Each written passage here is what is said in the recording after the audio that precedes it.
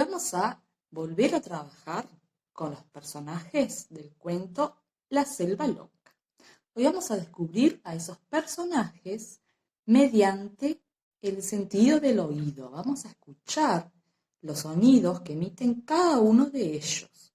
A medida que ustedes escuchen el sonido, van a ir nombrándolos, también pueden dibujarlos en el orden que escuchan los sonidos, o con ayuda en casa también pueden escribir el nombre del animal.